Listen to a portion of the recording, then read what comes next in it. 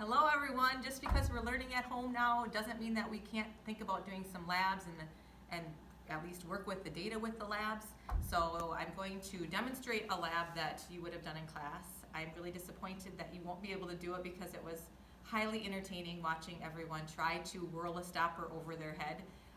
There was a few sad instances of stoppers in the face, but anyway, so this is a circular motion lab. I will have this linked on Schoology. The whole purpose of the lab is to look at relationships between different variables and physical quantities in objects that are moving in a circle.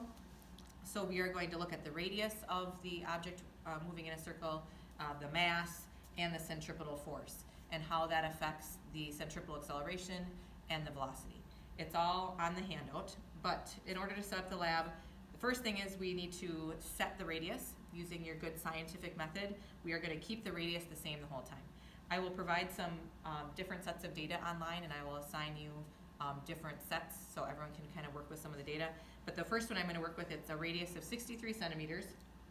We are then going to put 200-gram mass on the bottom of it.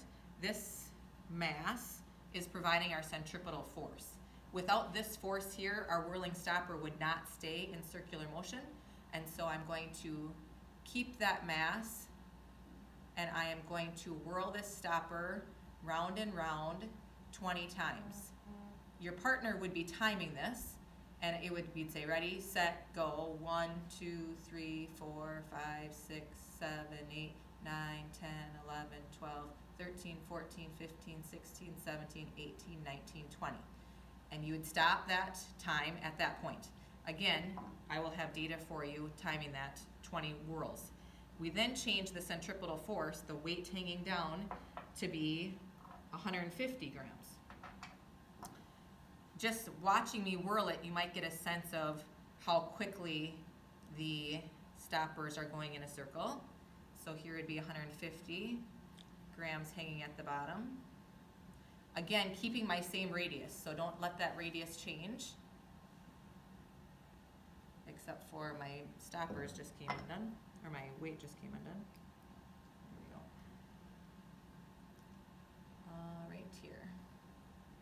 So ready, set, go. 1, 2, 3, 4, 5, 6, 7, 8, 9, 10, 11, 12, 13, 14, 15, 16, 17, 18, 19, 20. You can kind of hear the pace. Pause. It's like a slanted table. Then we are going to switch to 100 grams. And again, you'll be able to hear kind of how fast it's going. At the bottom,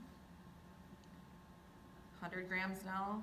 Again, this data will be on a data set for you. So here's 100. 1, 2, 3, 4, 5, 6, 7, 8, 9, 10, 11, 12, 13, 14, 15, 16, 17, 18, 19, 20. And then we end with 50 grams. And so 4 different trials, 4 different centripetal forces, 4 different times. However, same pause. All right, so that wasn't supposed to break, but we're back. And so now here's 50 grams hanging at the bottom. And this one is, you gotta be a little careful so it doesn't go so fast. 1, 2, 3, 4, 5, 6, 7, 8, 9, 10, 11, 12, 13, 14, 15, 16, 17, 18, 19, 20.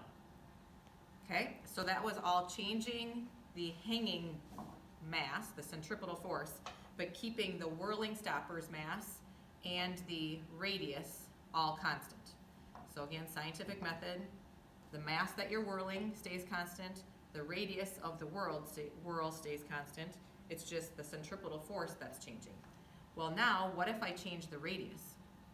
What if I make this a really short radius? And again, I would measure it. I'll provide you data. So I'm gonna make this a really short radius, and I'm gonna go back to my 100-gram centripetal force. So now I'm gonna compare short radius to long radius. Again, you'll be provided data, but just looking at it. Ready? This is really short. Ready, set, go. 1, 2, 3, 4, 5, 6, 7, 8, 9, 10, 11, 12, 13, 14, 15, 16, 17, 18, 19, 20. So you can kind of get a vibe that when you get a much shorter radius, the time of 20 whirls changes. And then the last thing is, well, what if the mass of my stoppers changes? So I'm just gonna cut off one of these stoppers. So basically my mass is going in half. Keeping my 100-gram centripetal force, going back to my original velocity, or my original radius. And so now I'm whirling a much lighter mass, and I can even feel it that I have to kind of pick up the pace. 1, 2, 3, 4, 5, 6, 7, 8, 9, 10, 11, 12, 13, 14, 15, 16, 17, 18, 19, 20. And don't hit yourself in the face. And so that's all the data. That would be all the trials. I will provide you data, but we're looking at how does the radius affect the centripetal acceleration, how does the stopper mass affect the centripetal acceleration, and how does the centripetal force, or the hanging weights, affect the centripetal acceleration. Hope you have fun with the data.